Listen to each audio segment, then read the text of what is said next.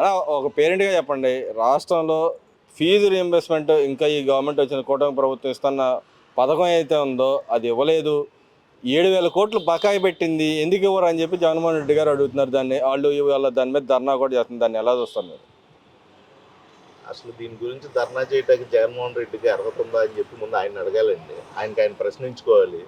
ఎందుకంటే ఇప్పుడు పిల్లలకి ఫీజులు కానివ్వండి, ఈ కాలేజీలో ఫీజులు ఏమి కట్టకపోవటం వల్ల సర్టిఫికేట్లు లేక ఎంతమంది స్టూడెంట్స్ ఇబ్బందులు పడ్డారో ఒకసారి కాలేజీల దగ్గరికి వెళ్ళి మాట్లాడమనండి జగన్మోహన్ రెడ్డిని. ఆయన ఈరోజు మండల్లో వాళ్ళ ఎమ్మెల్సీలకి లోకేష్ గారు ఒక సవాల్ విసిరాడు. మీరు బకాయి పెట్టిన 4,500 కోట్లు దాని గురించి కూడా తెలుద్దాం, ఎందుకు బకాయి పెట్టారు, మీరు యువతను బాగా చూసుకుంటున్నాం అని చెప్పి అన్నారు కదా, ఆ ఫీజు పోరు పెట్టారా, ఇప్పుడు యువత పోరు అని మార్చారు, మిమ్మల్ని చూసి జనాలు నవ్వుకుంటున్నారని చెప్పి ఆయన సవాల్ విసిరాడు. ముందు ఆయన్ని అసెంబ్లీకో లేకపోతే వాళ్ళ నాయకులను ఆ శాసన మండలిలోనూ నుంచో ప్రశ్నించమని చెప్పండి, చెప్తారు సమాధానం. అంటే ఇక్కడ గతంలో కూడా చూసాం. యువత పోరు అన్నాడు, రైతు పోరు అన్నాడు, రకరకాల పోర్లను బిగించేశాడు, మళ్ళీ వెనక్కి పోయాడు. ఎందుకని మళ్ళీ ఇప్పుడు ఇప్పుడు ఈరోజు వాళ్ళ పార్టీ ఆవిర్భావం దినోత్సవం కాబట్టి జనాల్లో ఏదో కనపడాలి కాబట్టి ఈరోజు పెట్టాడంటారా? జగన్మోహన్ రెడ్డి 175కి 175 సాధించాలని అనుకున్నాడండి. అయితే ఏం చేశారంటే, ఒక ఇంటర్వ్యూలో లోకేష్ బాబు ఏం చెప్పాడంటే, జగన్మోహన్ రెడ్డిని 175 కాదు, మీరు 10 నుంచి 15 సీట్ల లోపు కట్టడి చేస్తే పారిపోయిన పారిశ్రామికవేత్తలతో పాటు కొత్త పారిశ్రామికవేత్తలు కూడా వచ్చి మన రాష్ట్రాన్ని డెవలప్ చేసుకుంటారు. ఇది మన చేతుల్లో లేదు, ప్రజల చేతుల్లోనే ఉంది, తీర్పు మీరు ఇవ్వండి అని చెప్పాడు. చెప్తే జనం ఏం చేశారు, ఆలోచించుకొని ఓటేసి ఆయన 11 కట్టడి చేశారు.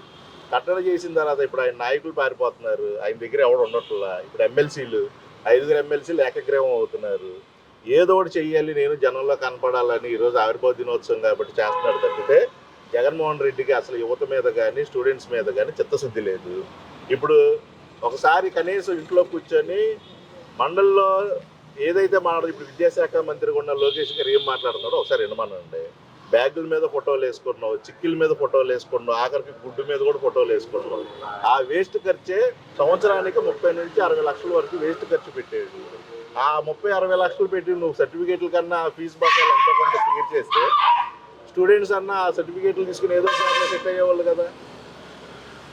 అంటే గతంలో చూసాం మనం. ప్రతి కాలేజీకి పోయాడు, యూనివర్సిటీలో వెళ్ళాడు, అక్కడ మీటింగ్లు పెట్టాడు. మీకు 6 లక్షల ఉద్యోగాలు వస్తాయి, గవర్నమెంట్ ఉద్యోగాలు నేను ఇస్తానని చెప్పి అన్నాడు. మళ్ళీ మహిళలకు కూడా అదేవిధంగా మభ్యపెట్టి మీకు ఏదైతే 0 వడ్డీ ఇస్తా అన్నాడు, రకరకాల అందరికి మహిళలకి సాధికారత చేస్తా అన్నాడు. దాడులు చేసిన సందర్భాలు ఉన్నాయి. కానీ ఇంకా వాళ్ళు మభ్యపెడతానికి మళ్ళీ ఎందుకని ఆయన మళ్ళీ మళ్ళీ పదే పదే అదే మాటలు ఎందుకు చెబుతున్నాడు అంటారు? ఇప్పుడు వాస్తవంగా జనం ఏంటంటే, కూటమి ప్రభుత్వం వచ్చిన తర్వాత ఈ 9 నెలల్లో చంద్రబాబు గారు ఏం చేస్తారు, కూటమి ప్రభుత్వం ఏం చేస్తుంది, మనం ఎలా డెవలప్ అవ్వాలని ఈ ఆలోచనలోనే ఉన్నారండి. జగన్మోహన్ రెడ్డి అనే వాడిని ఎవడో పట్టించుకోవట్లేదు. ఆఖరికి వాళ్ళకి మళ్ళీ చెప్తాను కదా, ఆ పార్టీ నాయకులు కూడా పట్టించుకోవట్లేదు. మనోడు ఏంటంటే, మహిళలకి నేను వాగ్దానం వేస్తున్నా, మద్యపాన నిషేధం చేస్తా అన్నాడు. మద్యపాన నిషేధం చేస్తాను ఏం చేసాడు, మందు రేట్లు పెంచాడు. అదే ఎందుకు పెంచావంటే షాక్ కొట్టే రేట్లు అన్నాడు. అలా మహిళలు అందరూ మోసపోయాం, మనం ఇలా చేయలేలే అని చెప్పి వాళ్ళందరూ కట్టుకొని కంకణం కట్టుకొని ఓటు కూటమి ప్రభుత్వానికి వేసారు. యువత అన్నాడు, యువతకి జాబ్ క్యాలెండర్ అన్నాడు. జాబ్ క్యాలెండర్ కనీసం 1 సంవత్సరం రిలీజ్ చేశాడ. 1 సంవత్సరం కూడా జాబ్ క్యాలెండర్ లేదు. యువత ఆలోచించుకున్నారు, ఈడేదో ఒక్క అవకాశం అంటే ఆడినాడు బాగు చేసుకున్నాడు కానీ మనకేం చేయలేదని చెప్పి వాళ్ళు ఆల్రెడీ ఇక బాగా ఆలోచించుకొని చంద్రబాబు గారు అయితేనే మనం బాగుపడతాం, ఆయనకి వేయాలని చెప్పి యువత కూడా ఇటే వేసారు. ఇంకెవరున్నారు చెప్పండి, రైతులనే మోసమే. ఇక అసలు ఆక్వా రంగానికి సంబంధించిన రైతులు అయితే ఏడుస్తున్నారు కూడా, వాళ్ళు కరెంటు కదని చెప్పి మొన్న ఆయన సమీపంలో ఉండే ఎమ్మెల్యే ఎవరైతే ఉన్నారో వైసీపీ తరఫున లాస్ట్ టైం ఉన్న అతను రైతుల దగ్గర నుంచి బలవంతంగా వసూలు చేయటం ఇవి కూడా చేశాడంట. ఇలా రైతులు అటు చూస్తే రైతులు గిట్టుబాటు ధర లేకుండా వాళ్ళు అందరూ అనుకొని జగన్మోహన్ రెడ్డి మనకు అనవసరం, సార్లే ఒకసారి ముఖ్యమంత్రి, ఈ 2వ సారి వద్దులే అని చెప్పి పక్కన పెట్టారు. ఇప్పుడు ఏంటంటే అతనే అంటాడు, ప్రతిపక్ష నేత హోదా లాస్ట్ టైం అసెంబ్లీలో అన్నాడు, నేను 10 మందిని ఇట్లా లాగేసానంటే చంద్రబాబుకి అది కూడా ఉండదు, 4-5 లాగేసేయండి అని మా వాళ్ళు చెప్పారు, నేనే ఇచ్చా అని చెప్పి అన్నాడు. అది ప్రతిపక్షం అధికార పక్షం నిర్ణయించేది ఎవరు, ప్రజలు నిర్ణయిస్తారు. నువ్వు అని చంద్రబాబు గారు నిర్ణయించుకుంటే అయిపోద్ది ఏంటి? అలా జగన్మోహన్ రెడ్డిని అనేవాడిని జనం మర్చిపోయారండి. ఆయనకి అప్పుడప్పుడు కనపడటం కోసం ఇలాంటి పనులన్నీ చేస్తూ ఉంటాడు తప్పితే అందులో అతనికే చిత్తశుద్ధి లేదు. అంటే సూపర్ అని అంటాడు కానీ ఏది ఇచ్చేది లేదు, మోసాలు చంద్రబాబు అని చెప్పి అంటున్నాడుగా. మోసం చేయడానికి ఈయన వచ్చాడు, ఇక మోసాలే చేస్తూ ఉంటాడని చెప్పి పదే పదే చెబుతా ఉన్నాడుగా. అంటే సూపర్ 6 వాగ్దానం ఇచ్చిన మాట వాస్తవమే. అందులో రాగానే పెన్షన్ 1000 రూపాయలు పెంచుతా అన్నాడు. పెంచాడా లేదా? పెన్షన్తో పాటు పాత 3 నెలలుగా ఇవ్వాల్సిన 1000 చొప్పున 3000 కూడా కల్పిస్తా అన్నాడు. నెల నెల 1000 రూపాయలు పెంచి పెన్షన్ ఇస్తున్నాడు. ఇచ్చాడా లేదా? అలాగే ఉచితంగా గ్యాస్ ఇస్తున్నాడు. ఆల్రెడీ ఒక బండ తీసుకున్నారు. సంవత్సరానికి 3 బండలు అని చెప్పాడు కానీ నెల నెల ఇస్తానని చెప్పలేదుగా. ఆల్రెడీ ఉచిత గ్యాస్ ఇచ్చాడు.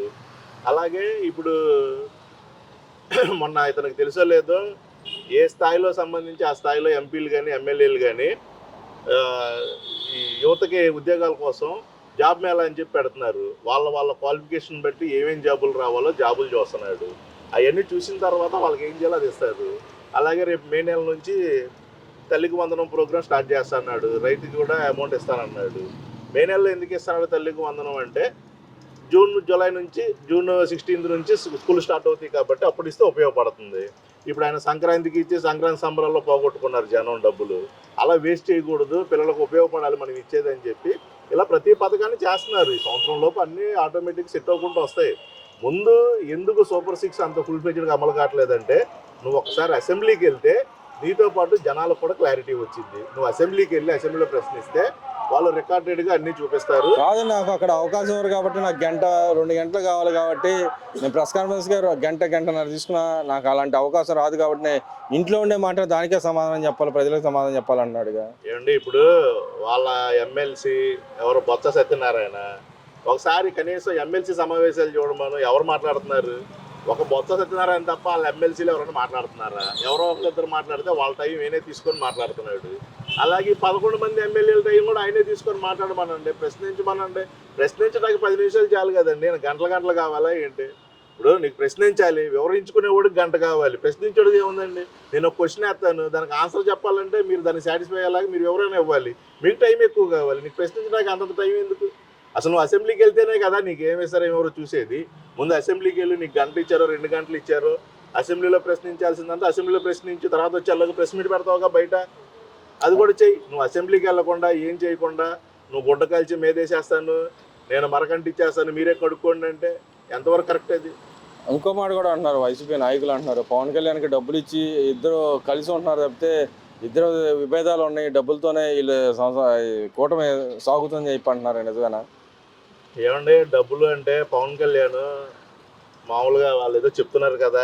పవన్ కళ్యాణ్ ఆయన ఒక స్టార్ హీరో. ఆయన ఒక సినిమా చేస్తే కోట్లలో వచ్చి డబ్బులు పడతాయి. కోట్లలో వస్తే ఆయన ఈ ఎండల్లో తిరిగి వీళ్ళ చుట్టూ వాళ్ళ చుట్టూ బట్టీలు ఆడుకొని తిరగాల్సిన అవసరం లేదు. డబ్బు కోసమే చేయాలనుకుంటే ఆ సినిమా ఏదో 2-3 సినిమాలు చేస్తే ఈరోజు ఒక్కొక్కరు 30 కోట్లు 40 కోట్లు స్టార్ హీరోలు రెమ్యునేషన్ తీసుకుంటున్నారు. అంత తీసుకోలేడండి ఆయన. డబ్బుల కోసం అయితే చంద్రబాబు దగ్గరికి వెళ్ళి కూర్చోవాల్సిన అవసరం ఏముంది? సినిమాలు తీసుకుంటే ఆయన డబ్బులు ఆయనకు వస్తాయి కదా. వాళ్ళు ఏంటంటే ఎక్కడైతే కూటమిని విచ్ఛిన్నం చేసి లబ్ధి పొందాలి అని చెప్పి ఆయన ప్లాన్ చేసుకుంటున్నాడు. ఆయన చేయాల్సిన రకరకాల ప్రయత్నాలన్నీ చేస్తున్నాడు. కాకపోతే వీళ్ళు మొన్న పవన్ కళ్యాణ్ గారు కూడా గట్టిగా స్టేట్మెంట్ ఇచ్చారు. మాకు విభేదాలు ఉంటాయి, అన్నదమ్ములు అన్న తర్వాత చిన్న పొరపాట్లు తేడాలు ఉంటాయి, సరి చేసుకుంటారు. వాళ్ళ ఇష్టం వాళ్ళు చేసుకుంటారు. వాళ్ళని విడగొట్టాలి, నేను లబ్ధి పొందాలని చెప్పి అనుకున్నాడు కాబట్టి జగన్మోహన్ రెడ్డి ఇలాంటి నిందలన్నీ వేస్తాడండి. అదేవిధంగా పార్టీలు ఎవరైతే ఉన్నారో సీనియర్లను పక్కన పెట్టి ఎవరెవరికో ఇచ్చారు ఎమ్మెల్సీలు అని చెప్పి మాట్లాడుతున్నారు. దాన్ని ఎలా చూస్తారు? ఏమండి సీనియర్లు కూడా ఒకసారి ఆలోచించుకోవాలి కదా. ఇప్పుడు సీనియర్లు 40 సంవత్సరాల నుంచి పార్టీలో సేవ చేస్తున్నారు. కొత్త జనరేషన్గా ఆయన అవకాశం ఇస్తున్నాడేమో. సీనియర్లను ఎక్కడ తక్కువ చేసాడు? సీనియర్లకు ఇవ్వాల్సిన ఇస్తున్నాడు కదా. ఇప్పుడు ఆయన కూడా క్యాస్ట్ ఈక్వేషన్స్ చూసుకోవాలి. రెండోది ఇప్పుడు మన భారతదేశంలో 40% యువతే ఉన్నారు. ప్రపంచవ్యాప్తంగా యువశక్తి చాలా గట్టిగా ఉన్న దేశం భారతదేశం. సో ఇది డెవలప్ చేసుకోవాలి. వీళ్ళకి మంచి మంచి అవకాశాలు ఇస్తే రాజకీయంగా సామాజిక పరంగా అన్ని రకాలుగా డెవలప్మెంట్ ఉంటుందని వాళ్ళకు కూడా అవకాశం ఇస్తున్నాడు. అంతేగాని సీనియర్లను ఎక్కడ పక్కన పెట్టాడండి? ఎవరైనా తీసాడా? సీనియర్లు పార్టీలోంచి సస్పెండ్ చేశారా? లేదా వాళ్ళ పదవిత్నం కాబట్టి మీరు ఇంట్లోంచి బయటికి రావద్దని ఎవరైనా సీనియర్లు ఏమైనా అన్నారా? అనలేదు కదా. సీనియర్లకి ఇచ్చే హోదా సీనియర్లకి ఇస్తారు. అలాగే జూనియర్లు యువతను కూడా ప్రోత్సహించాలి కదా. ఇప్పుడు మహిళలను ప్రోత్సహించాలని మహిళలకు ఇచ్చారు. దళితులు అని చెప్పి మొన్న పాప కావలి గ్రీష్మ గారికి దళితురాలకి ఇస్తే దళితులు నా మేనమామలా అంటాడు. దళితురాలకు పోస్ట్ ఇస్తేనేమో ఆమె తొడగొట్టింది, అవి చేసి అంటే నువ్వు సరిగ్గా మాట్లాడితే ఎవరైనా మాట్లాడతారా? మీ ఇళ్ళల్లో ఆడవాళ్ళని అంటేనేమో నీకు మానవత దృక్పథంతో చూడాలి, మానవ హక్కులకు కంప్లైంట్ ఇస్తా, మాకేముంటాయి మనోభావాలు అంటే అందరు ఆడపిల్లలకు ఉంటాయి.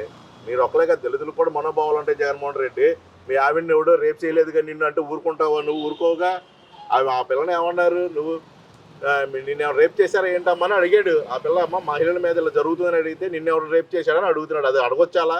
దాన్ని ఖండించాల్సింది పోయి నువ్వు మహిళలు ఎదుగుతున్నారు, అందులోనే దళితురాలు ఎదుగుతుందంటే నీకు అంత ఈర్ష్య ఏంటి? ఫైనల్గా చెప్పండి, ఏదైతే చంద్రబాబు నాయుడు గారు ఇస్తున్న ఫీజు ఏదైతే ఉందో అది ఇవ్వకపోవడం వల్ల చాలా మంది పిల్లలు కానీ తల్లిదండ్రులు ఆత్మహత్య చేసుకుంటారని చెప్పి ప్రచారం చేస్తున్నారు. దాన్ని ఏమండి, కూటమి ప్రభుత్వం వచ్చి ఇప్పుడు 9 నెలలు అవుతుంది, 8 నెలలు 9 నెలలు అవుతుంది. ఒక్కోటి ఆయన సరి చేసుకుంటూ వస్తున్నాడు. చంద్రబాబు నాయుడు గారు ఆయన శక్తి సామర్థ్యాల మీద జనాలకి నమ్మకం ఉంది కాబట్టి జనం కూడా ఒక సంవత్సరం పాటు టైం ఇద్దాము, జగన్మోహన్ రెడ్డి చేసిన ఘోరాలకి సరి చేసుకోవాలంటే చాలా టైం పడుతుంది. చంద్రబాబు గారు ఏదో చూసి 1 by 1 సెట్ చేసుకుంటూ వస్తున్నాడు, మనకు కూడా ఇస్తాడని చెప్పి యువత కూడా ఎదుర్కొన్నారు. ఇందాకే చెప్పాను నేను, జాబ్ మేళా పెట్టారు, అలాగే మన జాబ్ క్యాలెండర్ రిలీజ్ చేసి మన దీన్ని ఏమంటారు, డిఎస్సి నోటిఫికేషన్ కూడా ఇచ్చాడు 16,000 పోస్టులకి. ఎవ్రీ ఇయర్ చేస్తానని చెప్పాడు, ఉద్యోగాలు వస్తాయి, ఉపాధి లభిస్తుంది. అలాగే ఎవరైతే భవన నిర్మాణ కార్మికులు ఉన్నారో వాళ్ళకి ఇసుక ఆ రకంగా ఫ్రీగా వదిలి అటు పనులు జరిగేలా అటు చూస్తున్నాడు. అందరినీ ఒక ట్రాక్లోకి తీసుకొస్తున్నాడు. ట్రాక్ వచ్చేటప్పుడు కొంచెం టైం పట్టుద్ది, ట్రాక్లోకి రావాలంటే కొంచెం టైం ఉంటుంది కాబట్టి ప్రతి ఒక్కరు చేస్తారండి. ఏదన్నా కట్టాలంటే చాలా కష్టం అండి, కూల్ చేయడం క్షణంలో పని, కూల్ చేయడం అనేది అందులో పని ఎవరైనా చేస్తాడు, కట్టడం కదా కష్టం. అలాగే నిర్మించాలంటే చంద్రబాబు గారికి కొంచెం కష్టంతో కూడుకున్నది, అయినా కానీ చేస్తున్నాడు ఆయన. ఇప్పుడు రేపు ఎల్లుండో రాజధాని పనులు కూడా స్టార్ట్ అవుతున్నాయి, కేంద్ర ప్రభుత్వం కూడా సపోర్ట్ ఇస్తుంది. అలాగే మొన్న బడ్జెట్లో కూడా ప్రవేశపెట్టారు, ప్రతి పథకాన్ని అమలు చేస్తాం, మేము అమలు చేయమని చెప్పి అనలేదు కదా, ఒకటొకటి అమలు చేసుకుంటూ వస్తున్నారు. ఇప్పుడు డ్వాక్రా మహిళలు ఉన్నారు, వాళ్ళకి ఎంఎస్ఎంఈ అని చెప్పి వాళ్ళ తరపున శిక్షణ ఇప్పించి వాళ్ళకి ఉపాధి అవకాశాలు కల్పిస్తున్నాడు. వాళ్ళకి ఏదో రకంగా బాగుపడాలని చెప్పి మహిళల్ని ఆర్థికంగా తీసుకురావడం కోసం ప్రయత్నం చేస్తున్నాడు. అన్ని రకాల పనులు చేస్తున్నాడు కాబట్టి అయినా కొంచెం టైం పడుతుంది, ఆగాలి. అంతేగాని ఒక్క రోజులోనే అద్భుతాలు చేస్తాను అనలా. ఆయన ఇప్పటికీ ఏం చెప్తున్నాడు, 2047 వరకు పార్టీ అధికారంలో ఉంచితే మన ప్రపంచంలోనే నెంబర్ 1 స్థానంలో ఉంటాం అని చెప్పాడు. అందుకు ప్రణాళికలు రెడీ చేసుకుంటున్నాడు. అంతేగాని 2047లో పని చేస్తానని చెప్పలేదు ఆయన. ఇప్పటి నుంచే పని చేసుకుంటూ వెళ్తే 2047కి మనం స్థాయిలోకి వెళ్తాం కాబట్టి అందరూ ఓపిక పట్టండి అని చెప్తున్నాడు. ఇప్పుడు ఎవరికైతే ఉందో వాళ్ళందరికీ ఉపాధి కల్పిస్తాడు, పథకాలు ఏవైతే కావాలో అర్హులందరికీ పథకాలు ఇస్తాడు. అంటే యువతకు ఇస్తాను 3,000 కూడా ఇవ్వలేదు, వాగ్దానం అయితే చేశారని చెప్పి అంటున్నాడు. చేస్తారండి ఒక్కో పథకం. ఇప్పుడు అదే చెప్తున్నాం, అయితే పథకాలు ఉన్నాయి ఒకటొకటి. ఇప్పుడు జాబులు చెప్తున్నాం, మేమే ప్రైవేట్గా కొన్ని జాబులు కండక్ట్ చేశారు. ఎవరెవరు ఎంతమంది ఖాళీగా ఉన్నారు, ఎంతమందికి ఉద్యోగాలు వచ్చినాయో చూసి ఒక సర్వే చేసుకొని మొత్తం ట్రాక్ తీసుకొని దాన్ని బట్టి ఇస్తాడు. అంతేగాని మీరు ఈరోజు ఇచ్చేయండి చెప్పారు కాబట్టి ఇప్పుడు ఇచ్చేయంటే, జగన్మోహన్ రెడ్డి ఎన్నిసార్లు పనిచేశాడు, ఎంతకాలంగా పనిచేశాడు ఒకసారి ఆయన కూడా ఆలోచించి. ముఖ్యమంత్రికి చేశాడు కదా, మిగతా కానీ తెలియదు, ముఖ్యమంత్రికి చేసిన వాడికి నీకు అవగాహన ఉంటుంది కదా, చూడు ఒకసారి నువ్వు కూడా చూసి దాన్ని బట్టి ఆలోచించుకొని చెప్పు. అంతేగాని నెక్స్ట్ వచ్చినట్టు మాట్లాడేసుకుంటే అవ్వదు కదా.